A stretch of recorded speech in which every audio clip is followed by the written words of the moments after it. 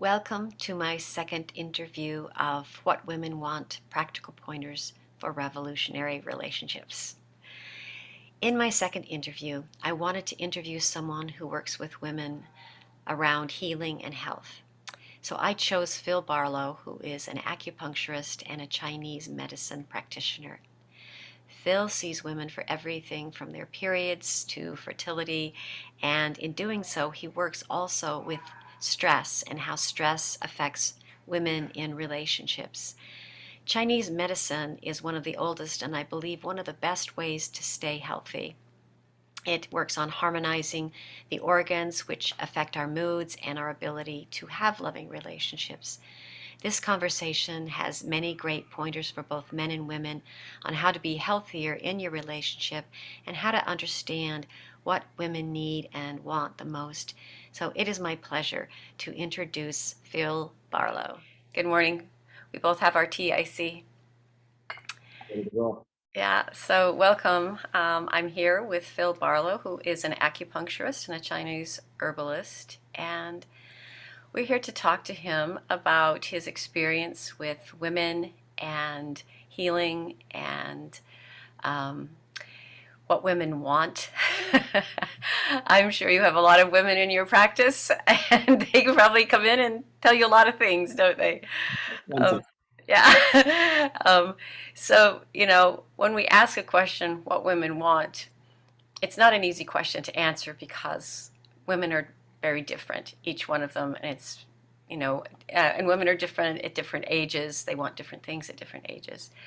Um, so I'm just going to start off, Phil, by asking you a little bit about just your opinion about what does it mean to be a woman today, what you see, like just off the top of your head. Gosh, that's a loaded question. Um, what does it mean to be a woman in today's world? I think there probably over my lifetime has been more of a shift toward independence and empowerment and autonomy. A lot of that healthy, I would say, and then I would say some dangers that can go into that as well. But I think what I see a lot in my practice is more and more women that are focused on career first, probably, um, and advancing that, and then a little bit later in life, then maybe is more traditional, getting into um, starting to think about family, probably at least a few years later than traditionally would be there. Um, yeah, we can get into that side more in a second, but Okay. yeah, we can start there. Okay, great answer. So, with that, what do you, when clients or patients, I guess, when they come in, what do you feel that they want from their men? Like, what do you hear them say, maybe more than once? What would you say? So I think it would depend on which patients were coming in for what. We're not always talking about necessarily more independent, or sorry, more directed relationship things. A number of patients we do. Um, that overall is a good question. Um, I think probably what I see a bit more of, and a lot of this gets into deeper, wider cultural things going on. But I think there's been there's a traditional view of a man, of a provider and a protector, and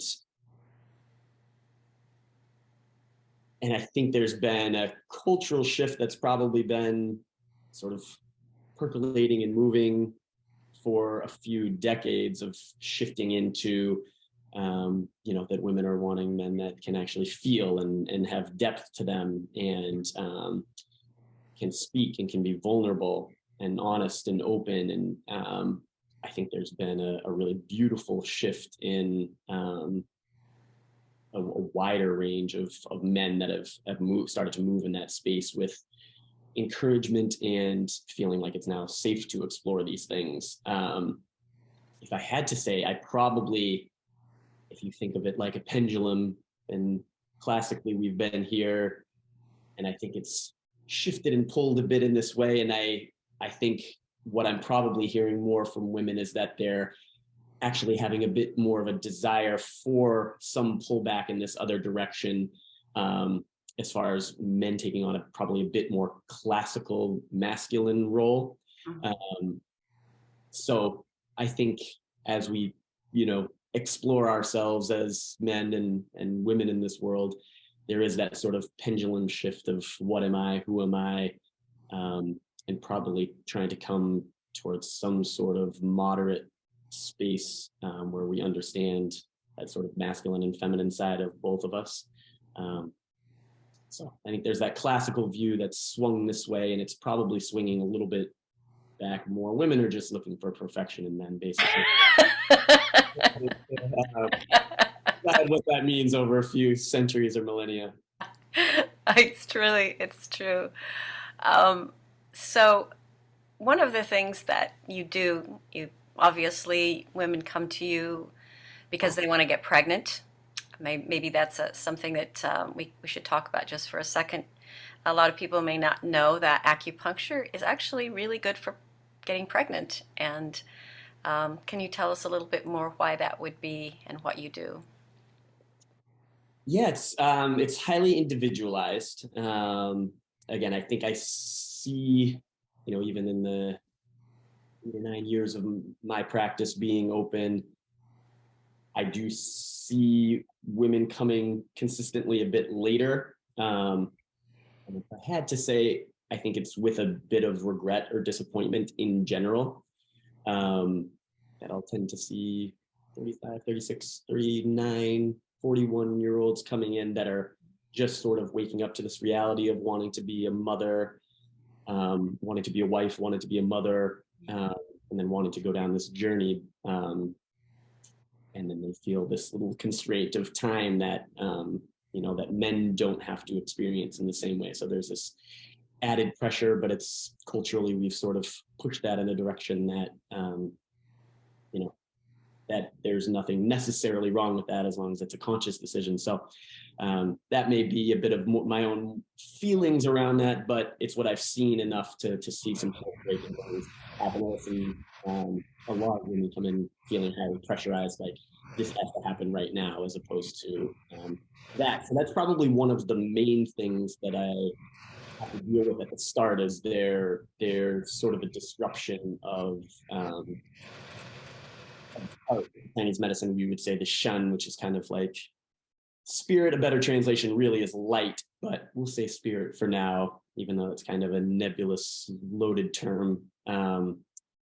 That, almost everyone that comes in, very often they'll have already tried IVF and, or had some sort of fertility concern, either from not getting pregnant for a while, or sometimes it's strictly an age thing. So their doctor will say, this is a high risk XYZ.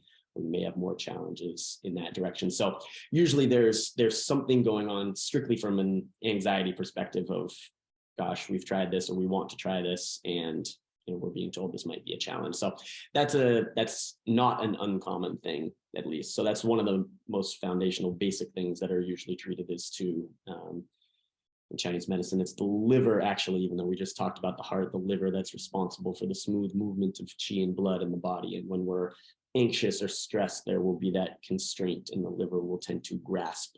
And the liver is associated with the sinews of the body. So you usually feel that in your body, with the tight neck and that sort of constraint. So that's sort of a superficial part of treatment. And then could I ask a quick question around that? And that would be, because women are much more in the workforce, they're starting their own businesses, they're going to school, and they're having children later. What do you think stress has to do with does that have something to do with being able to get pregnant? It certainly would. I mean, so as we go through life, we are eating up chi and blood. That is, we are using that, and then we'll say you're eating up jing, and jing is sort of your deepest essence. And there's a prenatal version of that called prenatal essence, and that's essentially what you were infused with at birth from your parents. In the Western world, they may something like genetics, maybe somewhat analogous, but if you thought of like an energy bar that you had, that every little thing you did in life just sucked up a little bit of that. That is a rough idea of how one may look at that. And there are things to eat that up quickly. And then there are ways to conserve that. And then there are ways to cultivate that and actually build some of that. And that gets into, a lot of practices that I know you're familiar with, but a lot of things that we would do within Chinese medicine. So there are a lot of ways to eat up your jing. I mean, it's, if you think of, if you think of it almost more like money, it's much easier to spend money or just throw everything on a credit card, and then that bill becomes due. So it's much easier to conserve, or sorry, I should say, much easier to spend that energy than it is to both conserve and cultivate it. So yeah, one of the main things we work on is what is lifestyle? What is your lifestyle as a patient? A ton of patients that I have come in, and this is, I've seen this get much worse over the decade of, in clinically, that is just people being out of control work-wise. It used to be that a 40-hour work week was sort of the norm. And of course, there's been some strange shifting things with the pandemic, but that used to be the norm. I would say almost none of my patients work 40 hours or less. Almost all of them are 45, 50, 55, 80, depending on what they're doing, but almost no one is working, in that sort of clean 9 to 5. And then almost no one is done at the end of their day. So they're constantly stimulated with emails, texts that are work related, and then constantly, interrupted with, even social things, or needing some other form of stimulation. So essentially their mind and body are always active. And I would say that's one of the biggest things that will just slowly or quickly eat up jing, in essence, is that constant activity. There actually isn't any rest. There isn't any time to, at best, conserve, or actually cultivate this, which again, more about the qigong and tai chi practices or herbs and diet. There are ways to cultivate and build a bit more. But yes, so stress is one of the biggest ones, but they're also. Bring it. Yeah, I was just going to say I'd like to bring it also to, because to make a baby or even to have a relationship with someone, there is two people, right? And so how does this also affect men and their own jing and their ability to procreate and also just be in a relationship? What do you see with that as well? How does stress itself? Yeah, and the busyness and everything that you just said. Yeah. So I mean, there are a million forms of stress. So I probably listed the ones that we think of most commonly, but if we work out, that is a stress on our body, and a certain amount of that is very healthy.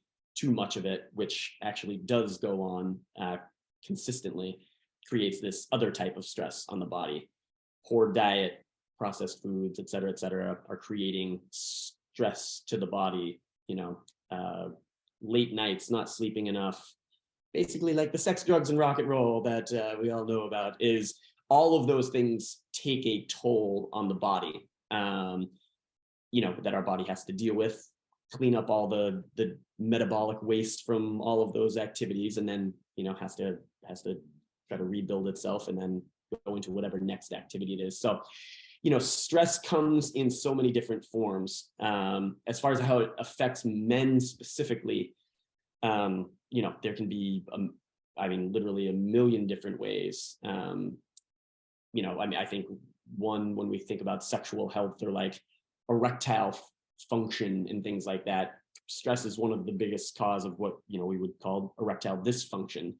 Um, that literally, that smooth movement of chi and blood, if we get into that sort of thing, that sort of reproductive and sexual health really falls on the kidneys and the liver. And the kidneys, very often, it's a deficiency side. That is that deep essence.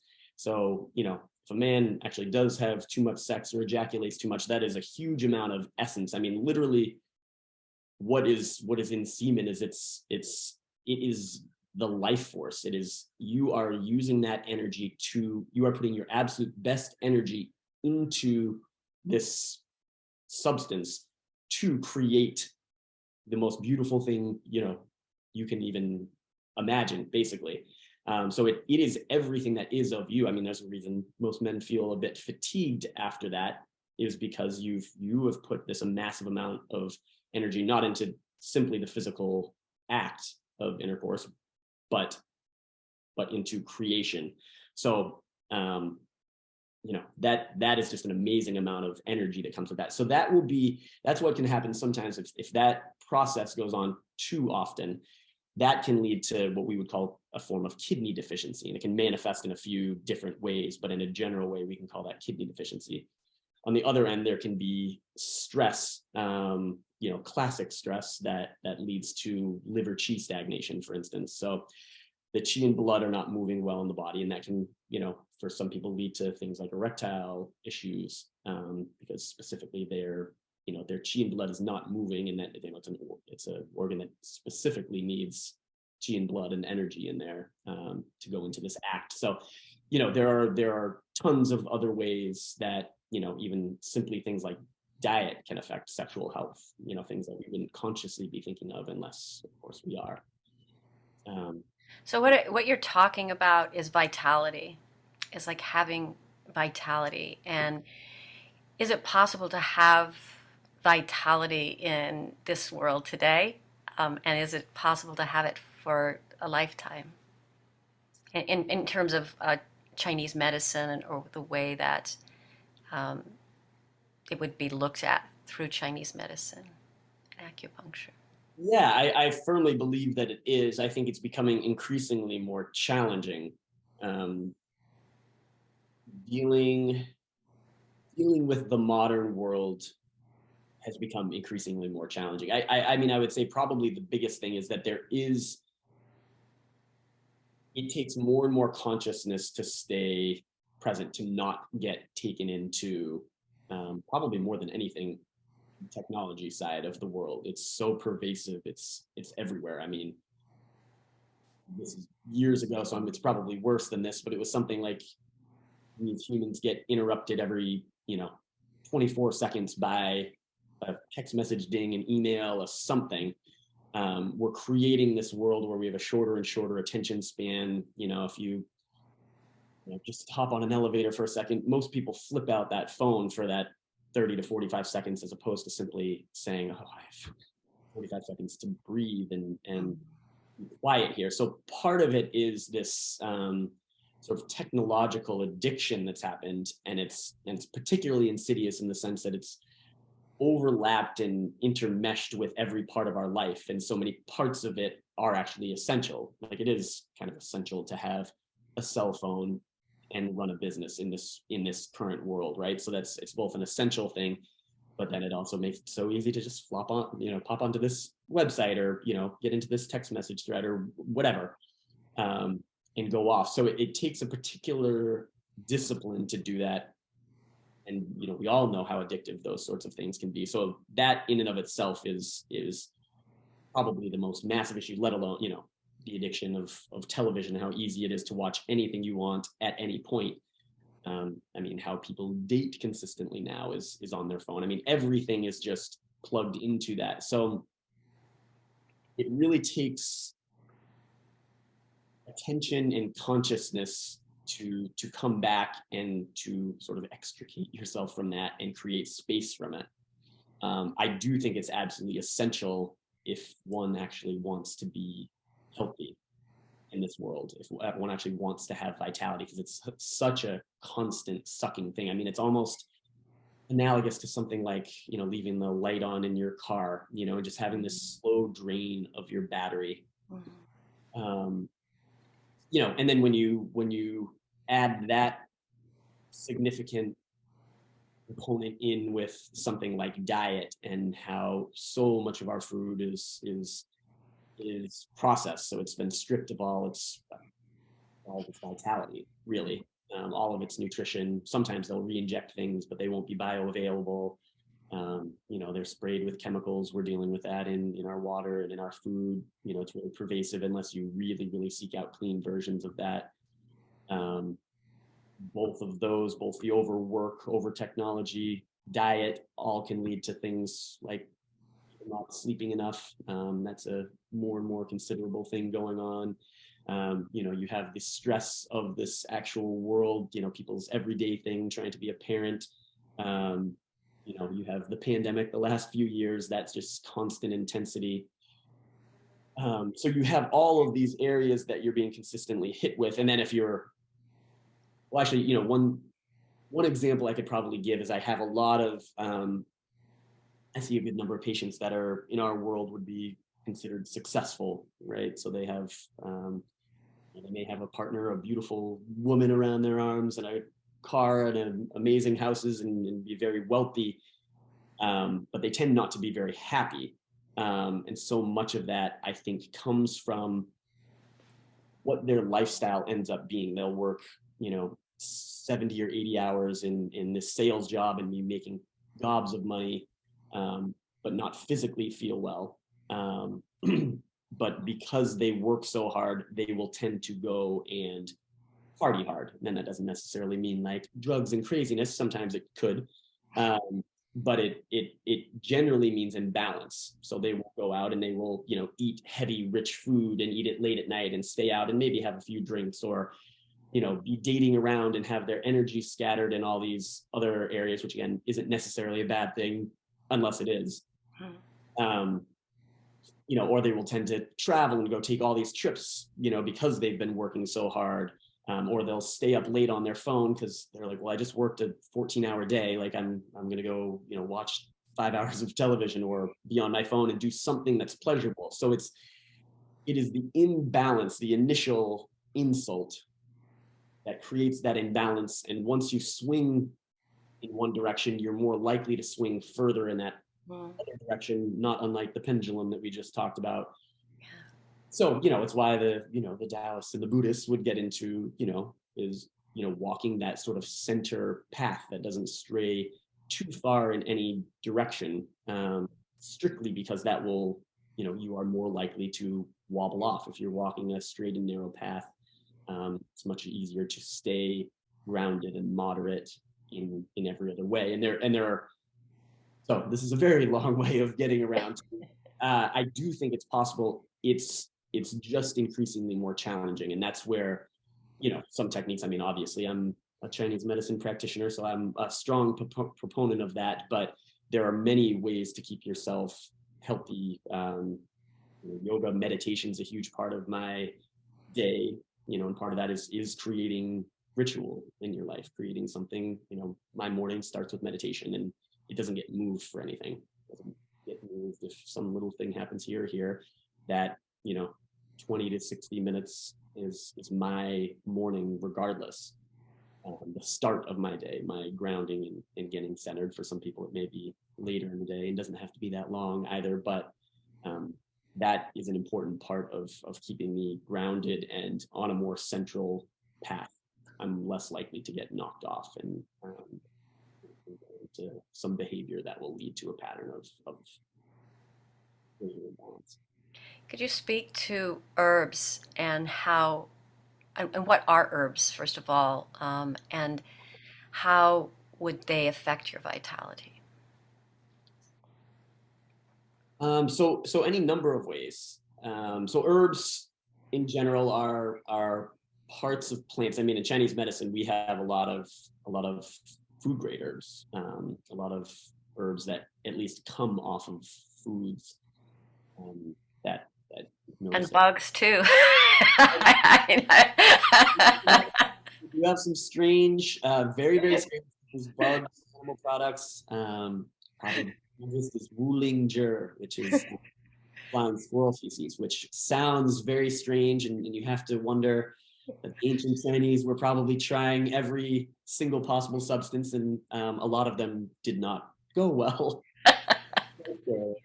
Lives were lost, I'm sure, figuring this out. But something as strange as that Wuling, flying squirrel feces, is actually a wonderful, wonderful thing for menstrual pain. And it tastes strange, and that's processed in a very specific way, but it's really, really wonderful for menstrual pain. And so you'll have very, very strange things like that, but very effective things. So probably what most people, even most Chinese medicine practitioners, would initially think of if we're talking about something like fertility and vitality, would be to getting into our nourishing herbs. So again, sorry to answer your question of what are herbs. So of course, there are animal products. There'll be leaves, roots, twigs, flowers, basically all parts. I mean, a lot of these are off of things that would be considered common weeds around. I mean, the tea that I'm having right now is red clover, actually picked from our retreat center in Vermont. Picked right off the land. Most people would at least recognize red clover when they saw it, and most people would think it's a weed, but it's a wonderfully effective herb for a number of things, including nourishing the yin of the body, the fluid system. It's great for sort of a consumptive cough. It's even classically been used for tumors and that slow breakdown. It helps pull out heavy metals out of the body. So there are a ton of applications for that sort of thing. But we will come back to vitality and sort of sexual energy and things like that, or fertility. Most practitioners would probably go into at least thinking about what is the health of the kidneys, and the liver kidneys is often, we'll put those together because there's so much crossover there. So, you'd get into herbs like Shu Di Huang, Romania, which are these deep, they're sort of these heavy essence building herbs that can build that. So very often if a woman were to come in and maybe a little bit later in her sort of reproductive capacity time, and almost always there'll be some measure of kidney qi deficiency, which will tend to wane over time. So it would be very common that we would boost with that. For some patients, it is just a qi stagnation thing where we just literally need to move qi. There's just stagnation there. For a lot of women, there's blood stasis. So a ton of women experience painful periods, cramping, premenstrual stuff, irritability, breast swelling, all of that just shows qi and blood stasis, clotting in the blood. I mean, that just shows that the blood is not moving well. And most women think of that as normal. I mean, I can't tell you how many women I'll interview, in their initial, and we'll ask about their period, and I'll say, oh, it's just normal. Like, okay, well, can you tell me about that? And they'll say, oh yeah, I bleed for 12 days, mind-numbing pain for lots the size of my head. It's pretty. So that's not an uncommon thing. Most women attribute their period with something uncomfortable, and of course, you're bleeding, so that has to be taken care of. But the physical act of the period itself should not be uncomfortable. It should be a time to connect with your body and get to know it better. But it shouldn't be uncomfortable beyond the inconvenience of course, bleeding. Easy for me to say, isn't it? No problem at all. But just get over it. Yeah, but when people start to work together, and then women that have been experiencing excruciating pain throughout their period and for their life, and they literally just thought that was the only thing, and that everybody complains about it, so it's probably just this normal thing. Once we start to move qi and blood, and they're like, oh my goodness, like I didn't have any pain for that period, and just see that that's a reality, and that is what's normal. So differentiating between normal and common is an important distinction. Or healthy. Exactly. And again, the image in Chinese medicine, we say ping ren means healthy person. But when you break down the characters of what it looks like, in the Western world, a healthy person would, if you were to ask a doctor or something, or maybe your average person, they would probably say something like, free of disease or something, free of pain, free of disease, something like that would probably be the definition, which is an okay answer. I think the true cultural answer is probably something like, if you can be functional, if you can be productive, if you can go to work. I would say most people probably wouldn't define it that, but I would say culturally, that's probably how we define it. You peel yourself out of bed in the morning. Right? Can you work? Then you're more or less fine. Yes. Chinese medicine, so the term is pingren, and that means healthy person essentially. But if you look at the characters, what it's depicting is it's basically depicting the rivers of your body being open. So when we talk about meridians or channels in Chinese medicine, we're predominantly talking about the rivers, the blood rivers of your body. So your lung channel, starts here in your lungs. It actually goes down to the digestive system, and it comes up and out, and then it comes out, and it comes out towards the hand here, and it comes all the way out, to your fingers. And that channel, that's a whole river system. And our job as acupuncturists is to keep that river open. So if there's obstruction, we need to open that up. And then does that river have enough juice in it? Does it have enough blood in it? And does it have enough energy in it? Does it have enough chi in there? And if the channel's open and it's flowing and it has enough energy and juice in there, that person will be healthy. The body's innate intelligence knows how to heal itself when it can get circulation somewhere and there's enough energy there.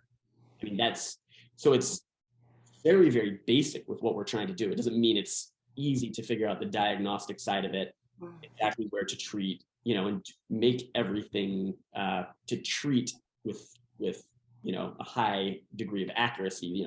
That's complex clinically, but what we're doing is actually much more simple than what can, if you think of the chaos and amazing intelligence that goes into it, but the chaos of like an ER room where someone's hooked up to 12 machines and there are cords everywhere, there are doctors coming in and out, there's and some of that's necessary at certain points, and very good in critical care, but in this other way I think misses some very basic things of the body really knows how to heal itself when it's open. Well, you're talking about like preventative, like preventing things whenever there's some kind of like what you said, chi that isn't moving right, then that eventually will create an illness. Would you say that? Yeah, I mean, there's a reason why we'll consistently use and so many characters related to medicine are use characters related to both nature and specifically water and the flow of water. And if you just sort of think logically of what happens in moving water, that is healthy water that has flow and vitality. There's motion and movement there. You don't want water that's stagnant because that becomes all putrid and not good, right? What happens when you see that, right? When you see that like swampy water, or even a large puddle that sits there for a little while, what happens? You start to see that things grow. It's stagnant. There's no motion there. There isn't cleaning out of that. As much as we want to be separate from nature and do everything we can, we're in houses right now and we're cordoned off from that, and we see ourselves as separate. I mean, we are not only are we part, I mean, we are nature. Every single part of you is going to disintegrate and become into something else at some point. The iron in your blood that helps you carry oxygen throughout your body was mined on this earth and got into your body because it entered the food or some other supply of something that you took into your body. There's no real distinction, and in reality we don't see any distinction in Chinese medicine. One of my best teachers, who I respect so much, I mean, we really talk about the ecology of the body, and when we're looking at these rivers, you're looking at your stomach channel, which comes down here and actually comes through your femoral artery and down your thigh and through your popliteal artery and feeds the tibialis anterior and goes into your foot. That is one big terrain. And just like in nature, you have rivers that where rivers sprout up, life sprouts up, grass starts to grow, trees start to grow, plants, insects come, birds come to eat those insects, larger predators come in, whole life forms come in from this river. And just like that, this whole artery that I just talked about feeds the bones and keeps that integrity. Your muscles, fascia, adipose tissue, it's how the hair grows on your legs is comes from this river system. So it's not different. So in reality, this teacher that I was just referencing, really we say we're much more like farmers as practitioners needling, and we are trying to create a terrain where life can thrive, and that works with circulation. So Yeah. sort of like farmers, and we look at our patients like plants or earth or soil. I mean, it's really a different way of looking at it, but it's pretty literal. Well, it's cultivation, like you said. It's all about cultivation. I wanted to get back to, you were talking about these, right? And so, like, actually, two questions. I was listening to someone talk about how they've done studies with cell phones, and they've actually had they've had like people who've just met, and they sit across from each other, and there's no cell phone on the table, and they have an intimate conversation, and then they'll have the very same people, or it could just be a group of people, and you put a cell phone down, and the cell phone is, you could even have it turned over, but it's just sitting there, and they're less intimate. Like, even though they're not even using the cell phone or on it, there is something about that phone. So I want you to talk about like two things about this. Number one, if you're a man or a woman, where should you put your cell phone to keep your vitality intact, especially your sperm? And how do you see that working with men and women together in a relationship in terms of what the cell phone is doing? Yeah, there are sort of practical physical sides of it, and then sort of like subconscious mental sides of that.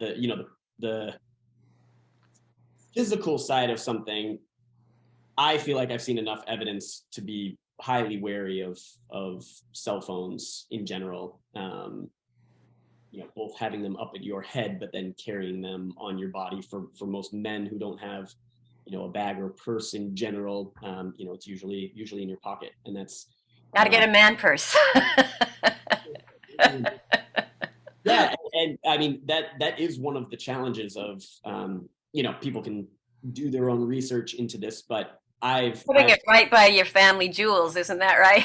Yeah, I mean it's a, even if you say it's a low grade amount of radiation, it's a consistent low grade amount of radiation, and if people want to get into a book that I believe discusses that very well, book called The Invisible Rainbow by Arthur Furstenberg, is a wonderful book that gets into just sort of the electromagnetic soup that we've created as humans, and we don't know, especially if you've been born into this world, we don't know anything else. It's not like there was nothing and then simply we just turned on all this stuff. It's, we've been born into it, and they'll just slowly add on layer and layer. And of course, there are very practical, wonderful things about technology, but they don't come without inherent risks.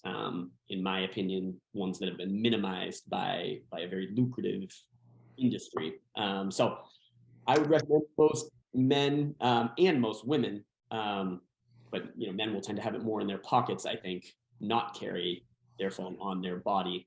Try to have that away from them. Have your phone, mix things about airplane mode. I will often turn mine off if I'm carrying it on me. For women, there are some things that I just highly wouldn't recommend, and that would be just having it on your body, having it close to your ovaries. There's a lot of women working out, and they'll tuck it in their bra, sports bra or something, and that is something emitting radiation, right in your breast tissue, and of course breast health is hugely important for our world now. So again, much of that is not mainstream. You'll have to do your own research and decide where you fall on that. I think there's enough alarming data that it's not an activity I would engage in or recommend people do that. So that's that sort of practical side. To get back to your, the other side of the kind of subconscious, there is something with, being here and talking with someone and, setting your phone right down. If it's face up, of course, you're seeing anything that pops up and that's distracting. And even if it's face down, there's the subconscious, well, there's this thing that's, just as important, maybe more important in between us. That I may have to pop on at any point. So, again, there are practical times where that's necessary and a wonderful tool, and other times that it's, even probably somewhat insulting, even if it's not meant that way, that, we're either here with each other or we're not. With that said, as a man, I run into the issue of, I don't want to have this in my pocket if I'm down at dinner with someone and don't have a bag. So I will often try to just push it to the side somewhere where it's kind of hidden, or throw it in my fiance's bag, who's kind enough to hold such a thing. So there's some practical things like that. But yeah, for intimacy, whether it's a partner, or someone you're dating or something like that, or even a friend, I mean, I do think that can, for a lot of people, I mean, it's the sheer addiction of if they see a little flashing light go off, there's a little dopamine hit of, some sort of FOMO, something like, what is that? Could it be better than what's going on right now? And I mean, that addiction and that, part of technology, I've had friends that are playing around with Tinder and Bumble and things like that, and they're going on date after date after date, and, they'll be on a date and, their date will go to the bathroom, and they'll pop on and check their phone and they'll be on Tinder swiping left and right. I mean, even if they're actually enjoying this interaction with this person, as we know, they're incredibly addictive. All of the programs, all of the social media, they're meant to be addictive. So it really takes discipline in this world to extricate yourself from that. I've felt that. I feel a little bit grateful for the time that I was born, because I was sort of on this edge of, we grew up without cell phones and we had landlines, and, pagers kind of became a thing, and then cell phones became a thing maybe later in high school into college. I was probably one of the last people in the world to have in the US to have a cell phone. But I'm grateful to know the sanity of not cell phones, and have the practicality of having them, and then trying to marry that in some healthy way, which I do imperfectly, but I'm aware of it. And The difference of a tool and a drug. yeah, I'm glad to have not been born into that, I think.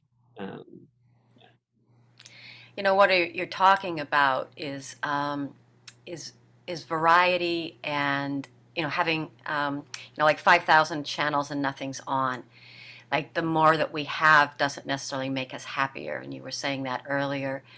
And being able to swipe hundreds of people and not being able to connect just with the one that you're with. Like, I want to bring this back to, because the theme of this summit is what women want. How can a man make a woman feel needed, desired, and important in his life? What are ways that you see it, at least as you with the women that you've dealt with, or even as a man, what has worked for you?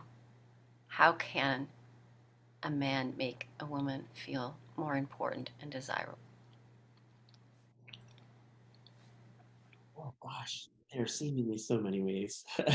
I think to continue part of what we just talked about, I think the intimacy side is so incredibly important. I think intimacy and vulnerability are probably some of the biggest keys, I think, to true connection with your partner. And I think that's one of the main things that women are looking for. Men are looking for it as well. We can be oblivious to that side, or simply, get overly focused on the physical or something like that. But ultimately, what we're looking for is real connection and something that's real. I actually have these two dear friends that have been having some relationship challenges, and actually just met with them last night. They'd asked me to sort of mediate a conversation because they thought of they were having communication issues, and every time they would try to talk about something, it would escalate into something larger. And they've been together a while and love each other, but things are we'll see, tenuous, and close to maybe not being a thing. And an exercise that I started them with,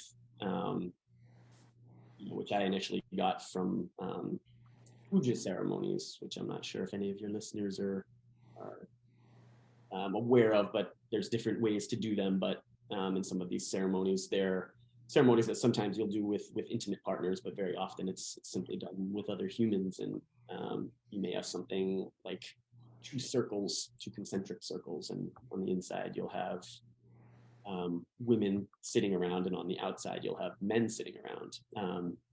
And sometimes you'll do this and change partners, but the goal of the exercise, it will be simple eye gazing. And you will gaze into someone's eyes, and it's, I say the word simple, but it's, I would say for 90 to 95% of the people, it's actually very, very uncomfortable, very anxiety provoking, really challenging to sit still. And when I'll work with people, I'll often ask them what was the most challenging. Was it observing and seeing someone else, or was it being seen? And usually it's the latter. And there is something so primal and real, and there's such depth that so this practice, we did that last night, and it was this beautiful moment of that's how we actually started things, of them coming together. And what that does, or what I've observed that does, is it melts away all of the crap, all of the fluff, all of this what I would call branch things, and it gets to root things. You get to see someone's core, you get to see their root, and just all of the silly, stupid fights, which they're not stupid in the sense that they're irrelevant.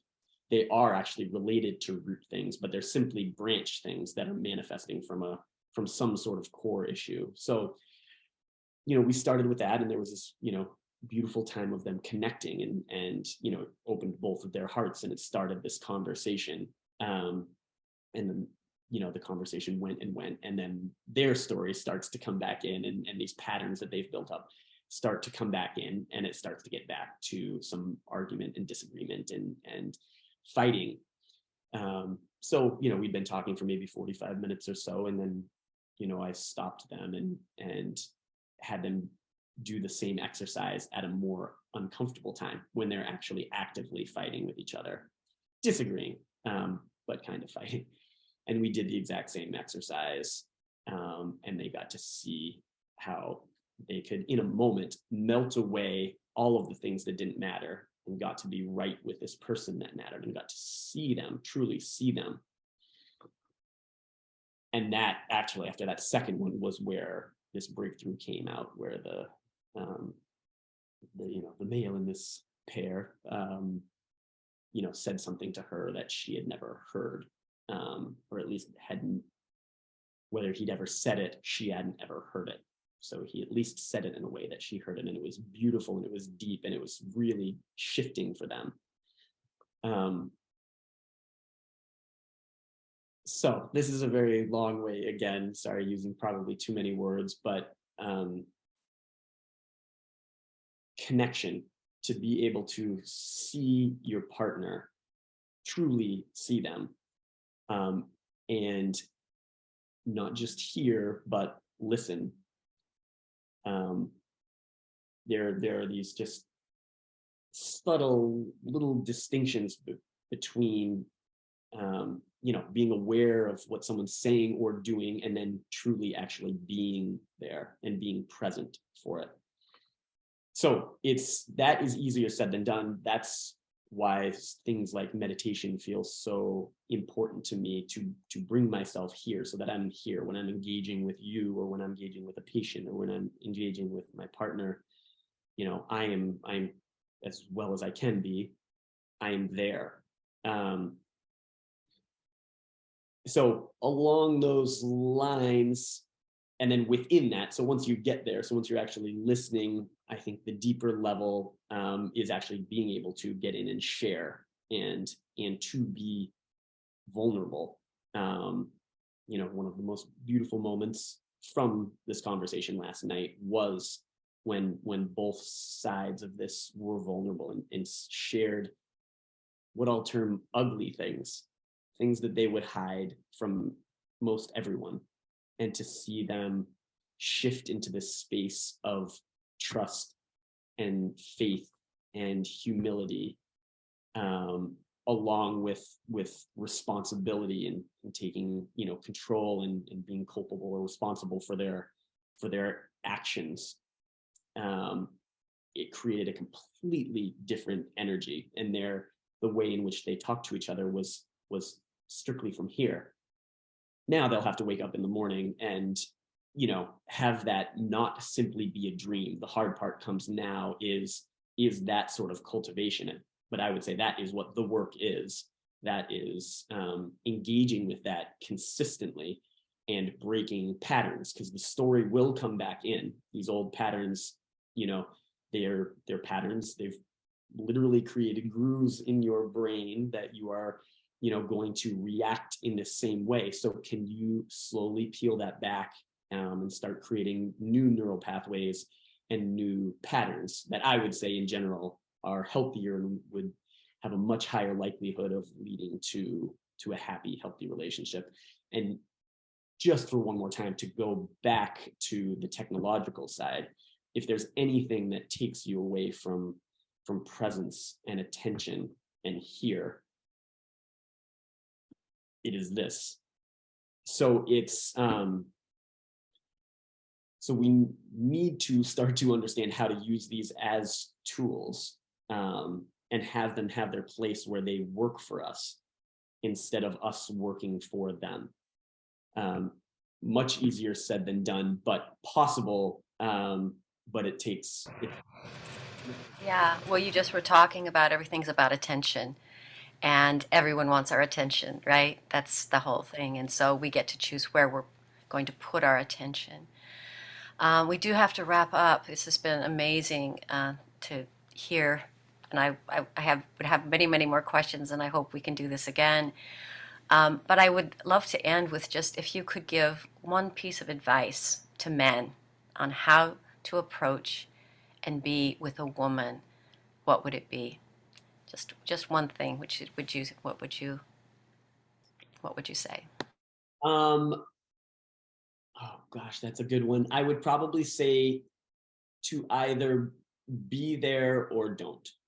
Wow, that's good. That's good. Wow, that's good. And succinct as well. Better than the rest of this interview. Phil, thank you so much. This was really wonderful, and hope to do it again. All right. Yeah, thank you.